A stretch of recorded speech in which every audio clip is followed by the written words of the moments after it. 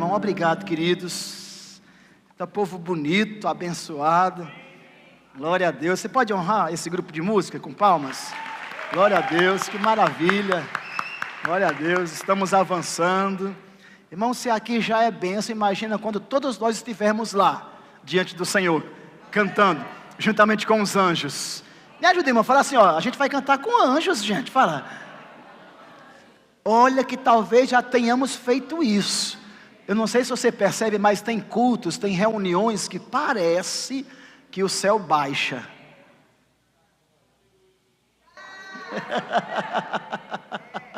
Aleluia. Vamos tirar o parece e a gente tem experimentado de fato, né? Dias que o céu realmente tem baixado. Amém, queridos? Glória a Deus. Plano de eternidade. É o tema que o Senhor colocou no meu coração. Nós estivemos agora, recentemente em Petrolina, no Maximize, amém? Inclusive, uma parte dos líderes continuam por lá, na programação do domingo, aproveitando também o feriado de amanhã. Olha que bênção, irmãos, amanhã é feriado. Amanhã é feriado. E nós fomos muito acrescentados ali, né? Que bênção. Grande parte dos pastores também estiveram lá, grande parte dos líderes também, e outros irmãos mais que trabalham nos departamentos aqui na igreja estiveram lá. Que bênção, foi um tempo maravilhoso. Mas teve um ministro lá que falou algo sobre a eternidade, irmãos, que coisa maravilhosa, que coisa poderosa. É lógico que eu não vou copiar a ministração do pastor, né, do irmão, né, que ministrou lá.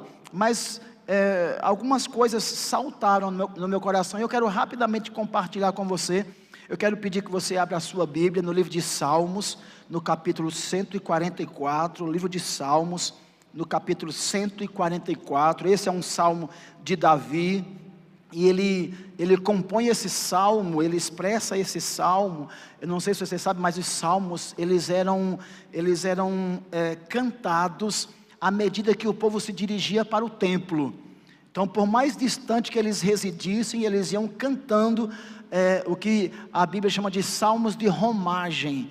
Eles iam como que fossem romarias, cantando esses salmos, expressando a gratidão ao Senhor. E esse aqui, o salmo de número 144, é um salmo de ações de graças pela proteção de Deus. Eles reconheciam a proteção de Deus. E, lógico, óbvio, o salmista Davi, quem o compôs, inspirado pelo Espírito Santo, também o fazia. O verso primeiro diz assim: bendito seja o Senhor, rocha minha, que me adestra as mãos para a batalha e os dedos para a guerra. Ora, Davi era um homem de guerra. O versículo 2 diz, minha misericórdia e fortaleza minha, meu alto refúgio e meu libertador, meu escudo, aquele em quem confio. Olha que interessante, e quem me submete o meu povo. Agora o versículo 3, ele diz, Senhor, que é o homem para que dele tomes conhecimento, e o filho do homem para que o estimes. O versículo 4 diz, o homem é como um sopro, os seus dias como a sombra que passa. Olha o que o salmista refletindo, né, e a gente sabe que era inspirado de fato pelo Espírito Santo. Olha o que ele diz acerca da brevidade do homem, da passagem do homem aqui na terra. Ele diz, o homem é como um sopro, os seus dias como a sombra que passa. Amém? Você está aqui? Glória a Deus. Eu lendo esse texto, né, e na verdade desde ontem eu vinha me recordando de uma experiência, que quando nós morávamos lá em Juazeiro do Norte, nós moramos por um tempo lá, porque nós éramos pastores lá, nós começamos uma igreja lá em Juazeiro do Norte, então nós ficamos distanciados da família, um grande tempo, quase que por 7 anos, 5 anos, né? E os nossos familiares sempre iam lá, esporadicamente, quando aproveitavam os feriados, final de semana. E meu pai gostava de fazer isso. Meu pai sempre foi muito ligado às netas, né? Principalmente as que estavam mais longe, que no caso era Dina e Linda, porque morávamos em Juazeiro. E sempre que ele podia, ele ia lá em Juazeiro para visitar a gente e brincar com as crianças. Eu lembro de meu pai, Linda não era nascida ainda, mas eu lembro de meu pai sentado com Dina no quarto dela, brincando de boneca, irmãos, com Dina, e colocando os nomes nas bonecas de Dina. Era muito legal aquela cena, mas ao mesmo tempo também cômico, né? Porque eu fui criança, né? Convivi com meu pai, óbvio, mas irmãos, eu nunca tive, pelo menos não me recordo, de ter tido a oportunidade de meu pai brincar comigo de carrinho ou de alguma coisa desse tipo, né? Mas dizem que os avós são pais, né? 2 vezes, 3 vezes, enfim. Mas eu me recordo, irmãos, de meu pai falando algo e talvez ele tenha dito isso já como um indício mesmo. Meu pai tem Alzheimer, né? Já está num processo de Alzheimer, mas eu me lembro que um dia ele chegou ingenuamente, não foi por maldade, ingenuamente ele disse: meu filho, quando as pessoas morrem aqui, o pessoal lá da funerária vem buscar? Aí eu achei aquela pergunta estranha, meu pai dizia aquilo. Eu falei: papai, como assim? Não, quando a pessoa vem aqui e morre, os carros vêm buscar? Aí eu pensei assim, eu falei: papai, eu acredito que sim, porque agora com esses planos funerários, né, a gente vez por outras escuta que alguma coisa acontece, e aí os carros vêm buscar os corpos para sepultar lá em Araripina. Pois é, já coloquei você, sua esposa, Dina. Olhei para ele e falei assim: está repreendido em nome de Jesus, pai. Eu sei, irmãos, que não foi por maldade, mas esse é um assunto, irmãos, que nós costumeiramente não falamos, porque existem algumas reservas. Mas deixa eu falar uma coisa para você: se Jesus não voltar, irmãos, e nós estamos na expectativa de que Ele volte, porque os sinais estão tão claros, amém? E esse mês a gente vai falar muito sobre isso. Pouco se fala, na verdade, principalmente quando estamos nos últimos dias. Mas, irmãos, se Jesus não voltar, irmãos, é possível que eu e você, que os nossos corpos, na verdade, corpos físicos, é possível que eles experimentem o processo, né, de sepultamento e desaparecimento mediante a terra. Em outras palavras, a terra talvez coma os nossos corpos. Forte isso, né? Mas sabia que muitos não estão preparados para isso? Nada contra os tratamentos de beleza. Quanto mais a pessoa puder, né, se organizar para manter a sua beleza, para manter o seu físico, mas no frigir dos ovos, o intento é realmente viver mais. E quantos sabem que viver mais, irmãos, não é antibíblico? Tem promessa de longevidade da parte de Deus, amém? Mas, irmãos, por causa do pecado, a humanidade está fadada. Se já morreu espiritualmente, está fadada a morrer fisicamente. Graças a Deus por Jesus e pela promessa que nós temos da parte de Deus, de que seremos arrebatados e nos encontraremos com o Senhor, amém? Arrebatados não provarão o poder da morte. Você está aqui? Mas se Jesus não vier nessa nossa geração, ou nos próximos nos próximos 5 dias, daqui aos próximos 20 dias, daqui os próximos 12 meses, daqui os próximos 10 anos, ou sabe lá, o Senhor é quem sabe, amém? Mas se Ele não vier, irmãos, é possível que morramos. É possível que morramos na nossa velhice, né? Sendo pegos como um grão de trigo é pego, amém? Recolhidos, você está aqui? Mas a verdade é que é um assunto, né, que a gente, que às vezes se torna até um pouco desconfortável para falar, mas que precisa ser falado, que precisa ser dito, amém? Então, as pessoas, elas fazem um plano de saúde, nada contra. Você está aqui? Amém? É importante até que se tenha um plano de saúde. As pessoas fazem um plano de previdência, porque elas trabalharam tanto, então elas querem numa certa altura da sua vida descansar e gozar do trabalho, do penoso trabalho que realizaram. Então nada contra um plano previdenciário.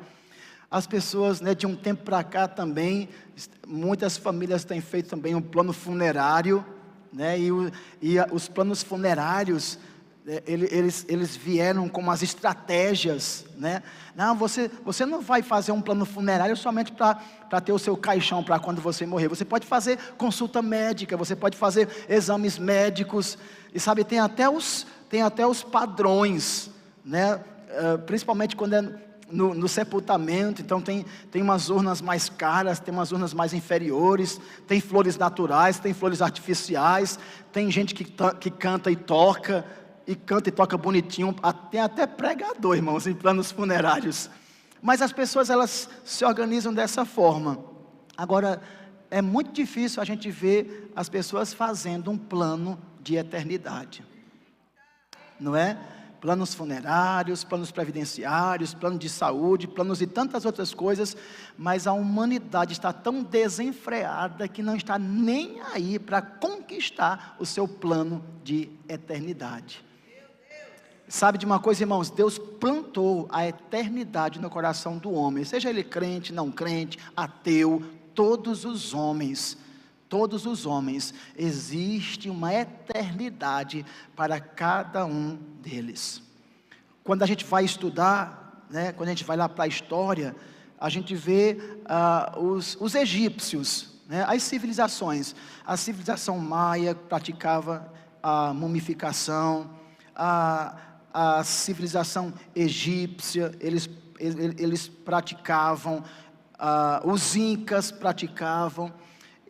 A gente, embora já tenha visto isso na escola, mas eu fui dar uma renovada no conhecimento com relação a isso.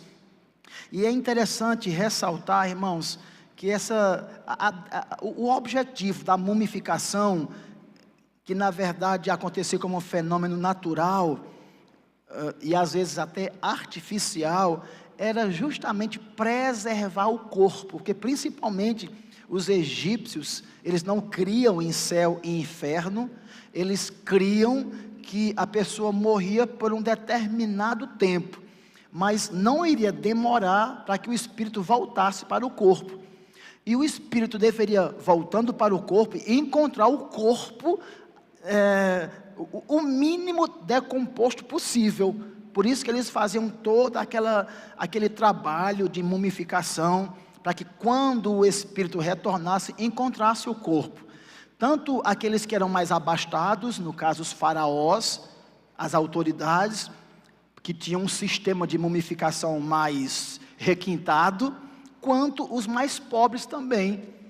Então você vê aquelas pirâmides ali, eles imaginavam que quanto mais guardado fosse, quando o espírito retornasse, eles ressurgiriam. Então se o espírito voltasse e não encontrasse o corpo mumificado, eles não iriam ressurgir. Então eles eram, principalmente os egípcios, muito religiosos, e aí eles determinavam essas práticas.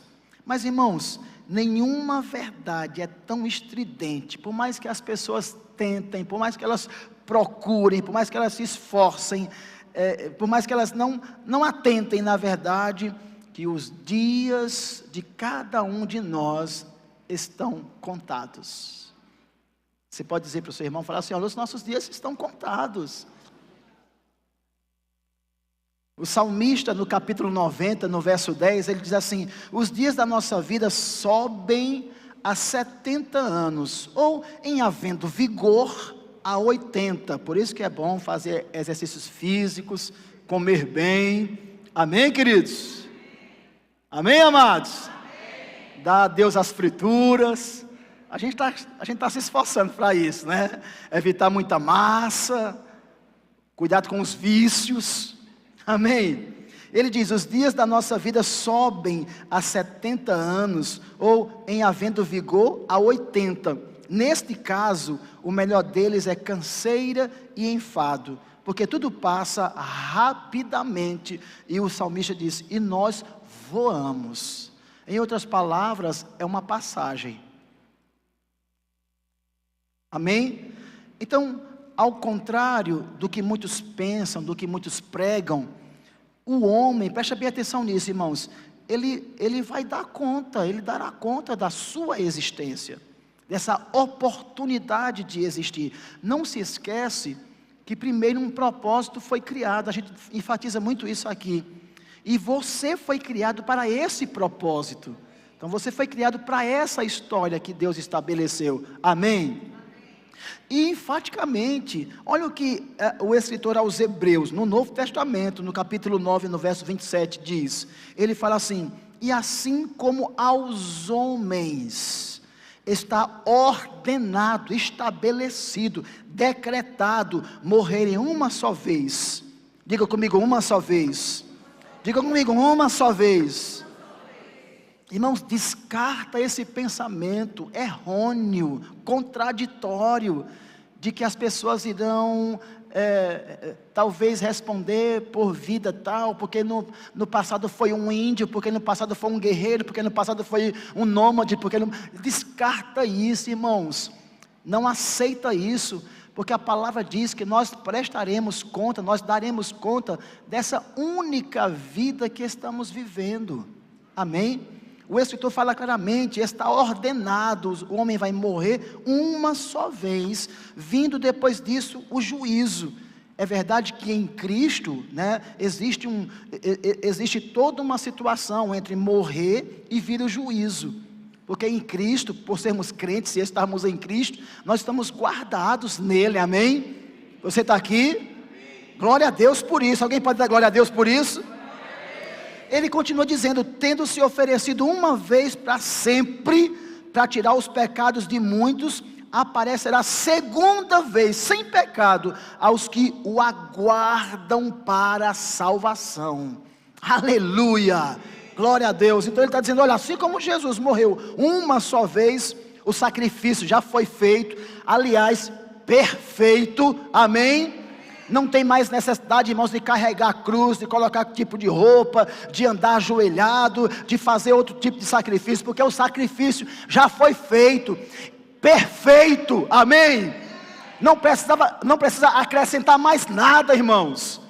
Agora ele está dizendo, assim como Jesus morreu uma única vez, ao homem também está ordenado morrer uma única vez, e depois, prestação de contas.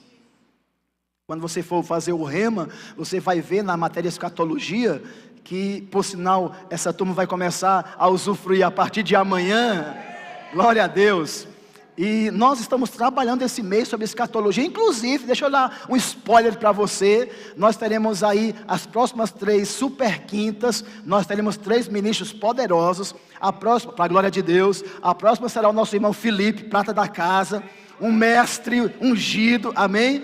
A outra nós teremos Marcos Puceno, amém? E a outra Anderson, lá de Crato, vai estar ministrando aqui, irmãos, sobre escatologia, vai ser poderoso, vai ser bênção, amém? Mas Paulo falava sobre a razão de viver e a recompensa para quem morre em Cristo. Então existe uma diferença de você viver servindo a Deus através de Jesus e viver não o fazendo. Existe uma recompensa para quem está vivendo, servindo a Cristo, e infelizmente a recompensa que existe para quem está vivendo e não está servindo é muito, mas muito aquém da que serve, para quem serve a Cristo. Vamos ler novamente não, vamos ler Eclesiastes capítulo 11, verso 9. O pregador de Eclesiastes, ele diz, alegra-te jovem, na tua juventude, recreie-se o teu coração nos dias da tua mocidade, anda pelos caminhos que satisfazem ao teu coração, e agradam aos teus olhos, sabe porém, que de todas estas coisas, Deus te pedirá contas. Você está vendo aqui? Amém?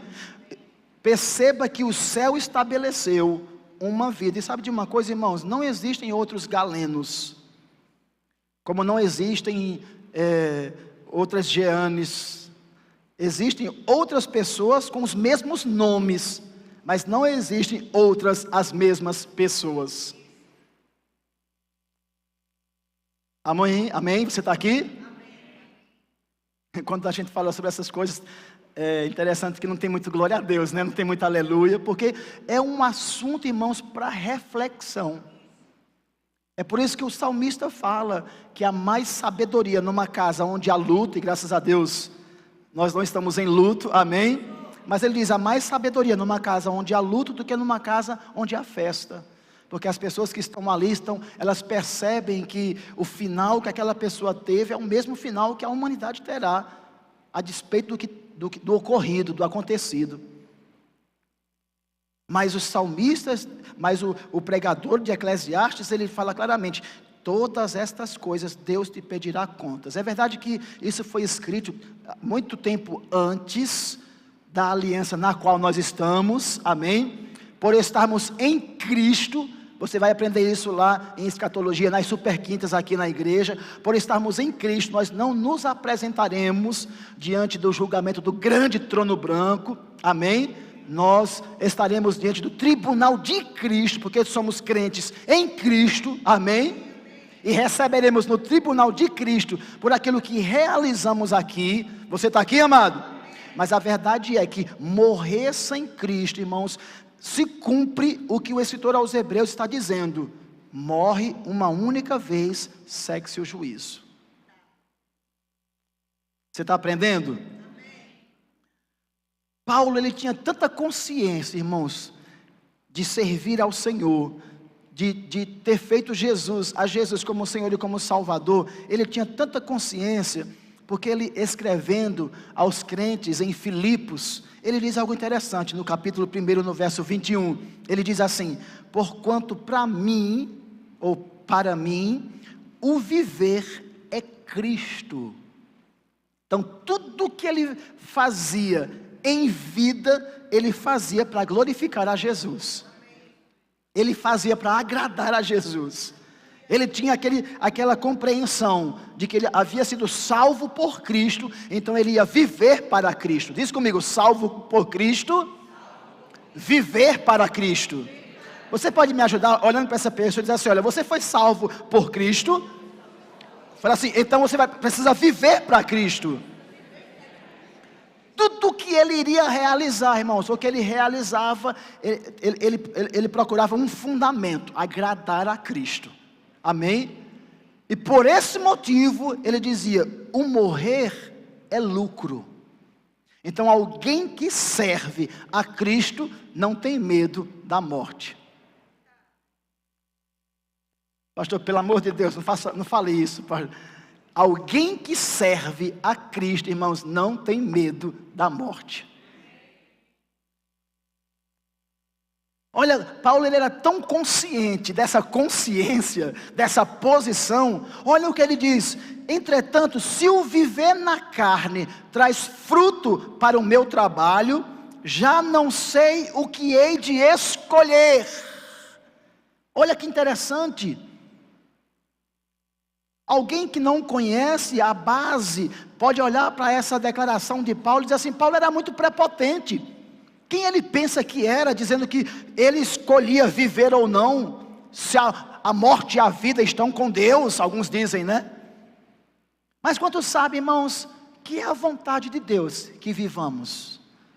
Alô, me ajuda, irmão, fala assim: olha, é a vontade de Deus que você viva. Jesus trouxe essa mensagem, irmãos. Ele diz: eu vim para dar vida, e vida em abundância. Amém?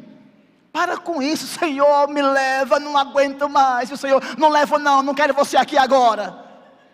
Para com isso. Deixa de ser egoísta. Eu não sei se você sabe, mas pessoas são alcançadas por pessoas. Deus quer alcançar familiares nossos, irmãos, através de nós. Deixa eu falar uma coisa para você que pode parecer prepotência. Não desista de viver. Paulo fala claramente: se eu viver na carne traz fruto para o meu trabalho, já não sei o que hei de escolher. Ora, de um lado e outro lado estou constrangido. tendo o desejo de partir e estar com Cristo, o que é incomparavelmente melhor. Por isso que ele diz que morrer é lucro. Morrer, irmãos, é lucro quando se vive em Cristo. Agora, morrer é perda quando se não tem a Jesus. E ele fala claramente: mas por vossa causa é mais necessário permanecer na carne. O permanecer na carne não é fazendo as vontades da carne, é permanecer no corpo físico, funcionando aqui na terra como divinamente fora programado pelo céu, escrito pelo céu. Olha que nível de compreensão que Paulo chegou diante de Deus, de escolher. Não, eu escolho. Ele diz: já não sei o que hei de escolher. Mas ele fala claramente: mas por vossa causa é mais necessário permanecer na carne.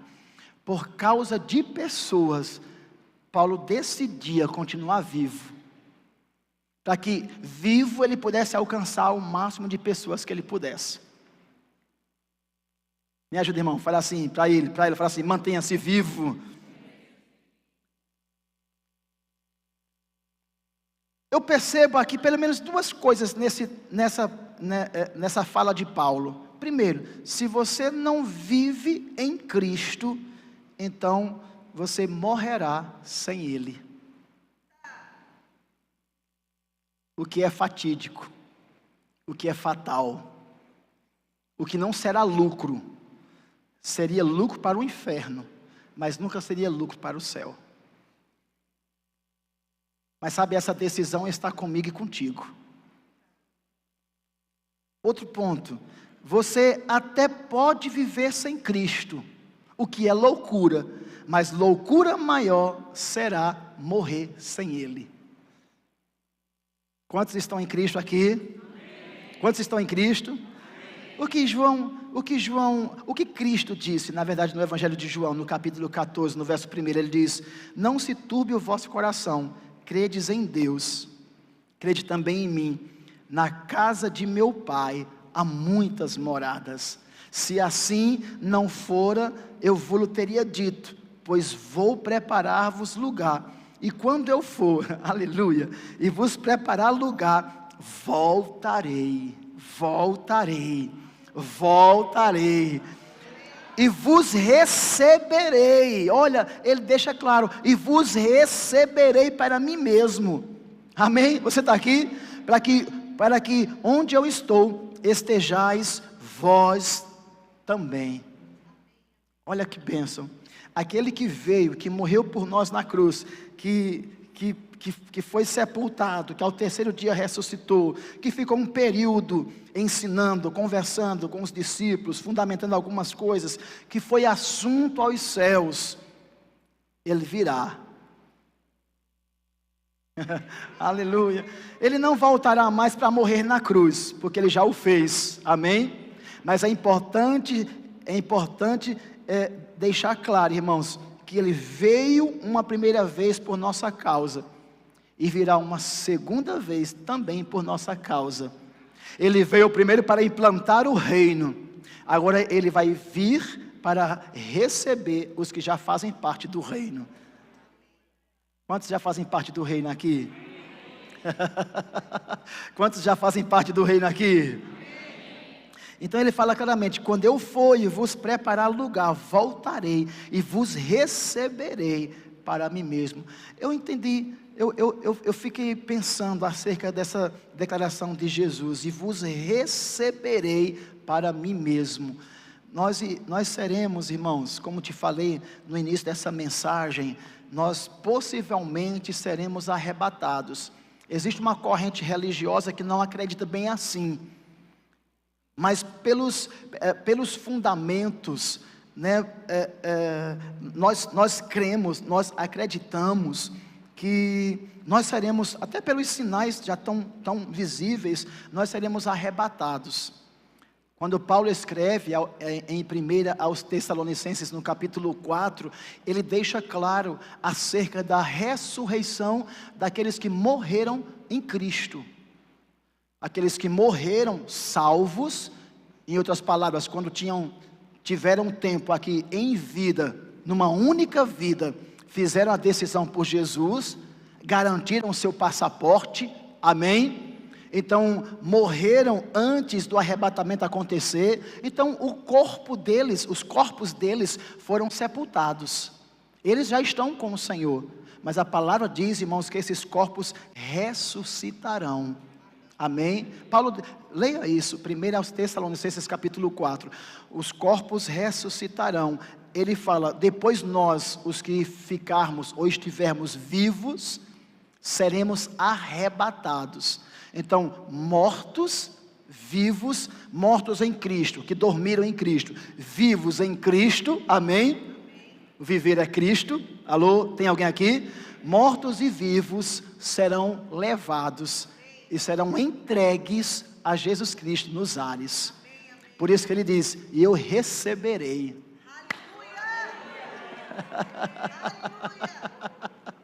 Aleluia.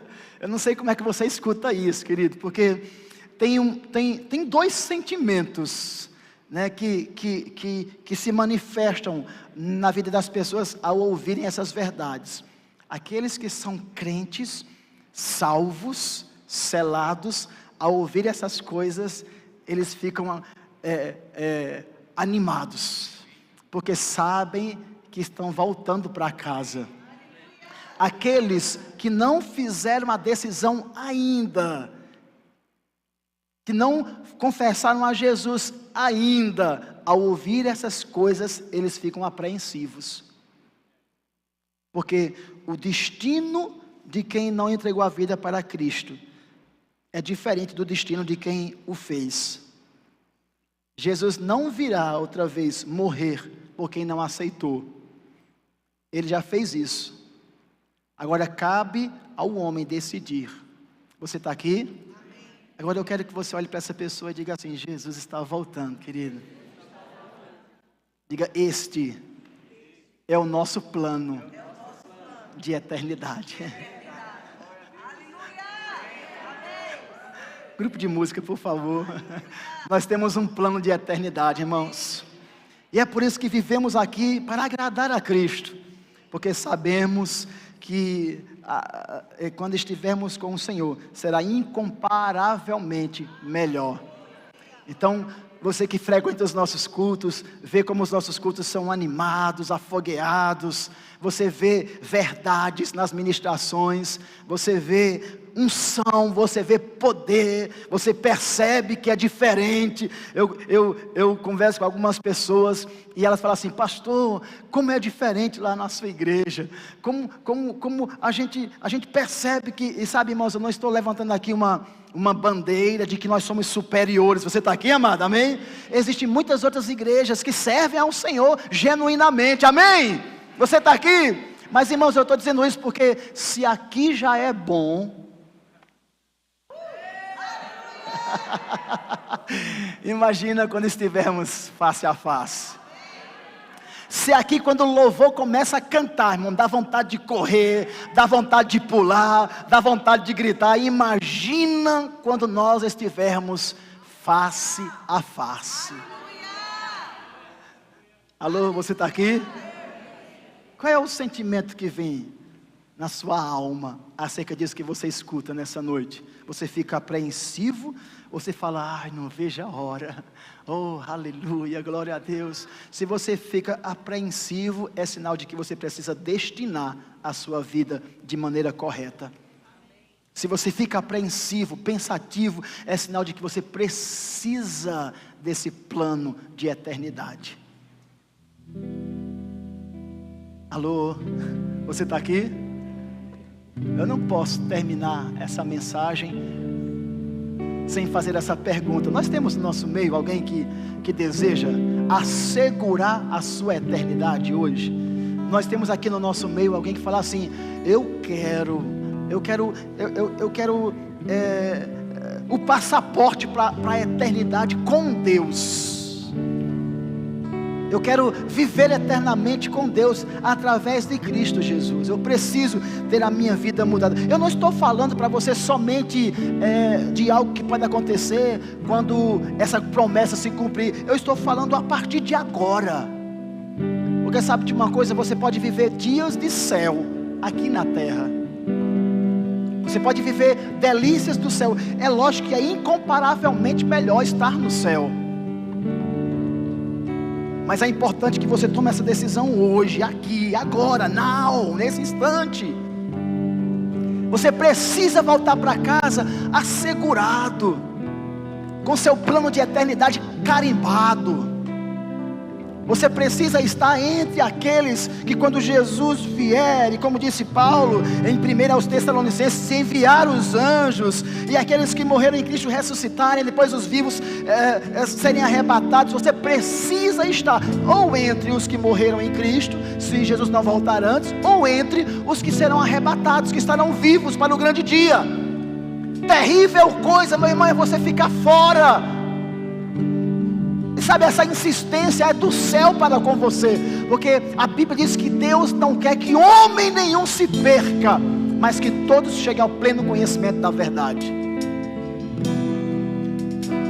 Sabe que os melhores dias da sua vida estão bem próximos de uma única decisão que você pode fazer. Uma única decisão. Você pode assegurar a sua eternidade. Você pode ser salvo por um triz, ou salvo por um sim. Você pode estar aqui dizendo: eu quero, eu desejo, eu digo sim, eu aceito, eu recebo a Jesus como meu Senhor e como meu Salvador. Tem alguém no nosso meio que deseja fazer isso? Eu quero orar por você. Nós queremos orar. Levante sua mão se você está aqui e deseja fazer isso. Ter o seu nome escrito no livro da vida, ser salvo, ter direito à árvore da vida, ter direito a viver eternamente com o Senhor. Tem alguém aqui no nosso meio que deseja fazer isso? Nós queremos orar por você. Nós queremos celebrar a sua decisão. Nós queremos celebrar o recebimento do plano de eternidade. Tem alguém nessa noite? Todos crentes?